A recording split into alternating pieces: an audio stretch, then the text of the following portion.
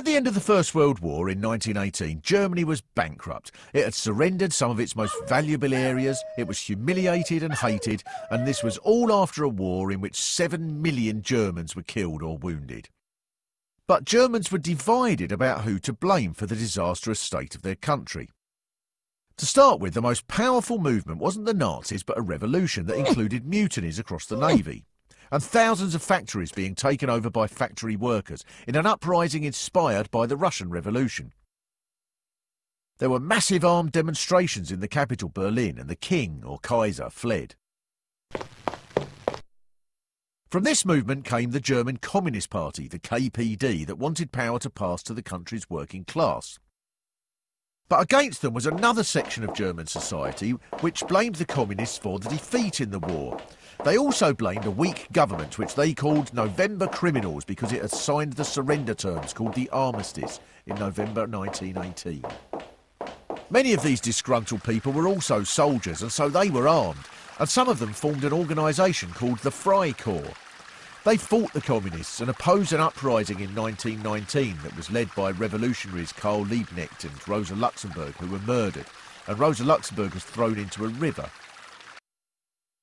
Which best describes the state of Germany in 1918? Supporters of the Nazis? Bankrupt, humiliated and hated? November criminals?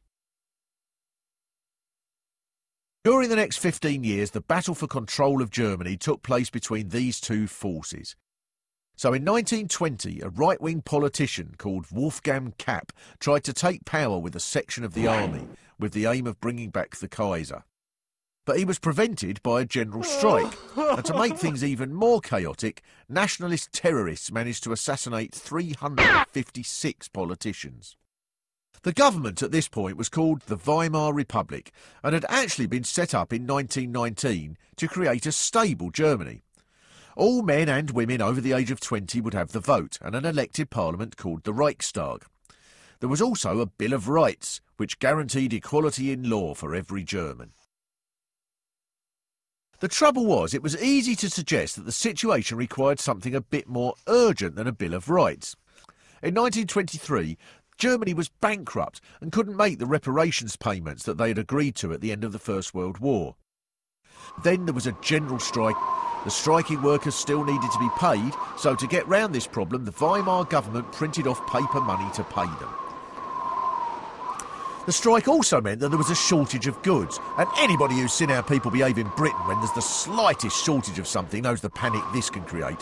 For example, if there's just a rumour of a petrol shortage, there's queues for 5 miles outside every garage with people going in and saying, "Fill the pram up, and this box, and me pockets, and drink some so that we can fill it up again." But in Germany, there was a shortage of everything. The Weimar Republic tried to deal with this crisis by printing more money, but the result was that prices just went up and up and up, until Germany was riddled with what was called hyperinflation.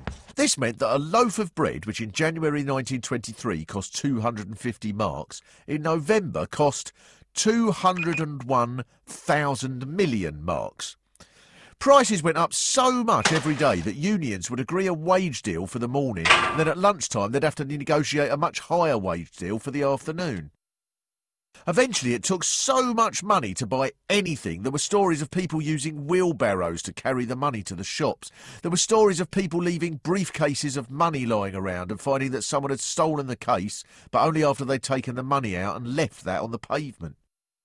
In this chaos, the Communist Party grew strong enough to take over the occupied Rhineland, and a new party grew that blamed all the problems on the communists, on the trade unions, and on the Jews.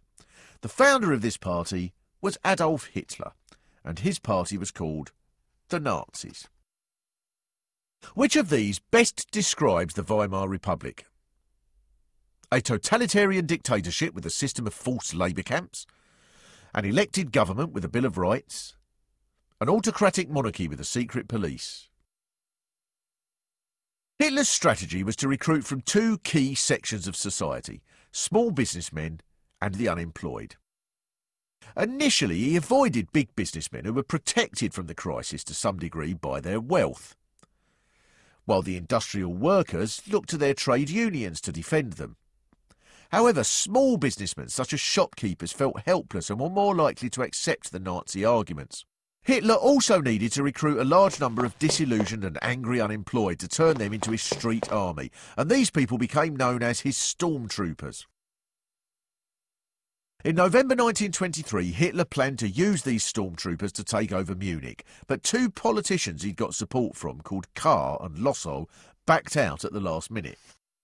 Hitler then stormed into a beer hall where Kahr and Lossow were speaking, and with 600 stormtroopers he pointed his gun at them and ordered them to support him. Hitler then took over the local army headquarters. The next day the Nazis attempted a triumphal march on Munich, but the police started firing and regained control of the city. Hitler fled, but he was caught, arrested and sent to jail, where he spent his time writing a book called Mein Kampf. He reassessed his failed attempt to take over the country and decided that from now on he would have to try and take power by constitutional means. He'd stand for election, build his stormtroopers, organise a youth movement called Hitler Youth, and most importantly, shout a lot.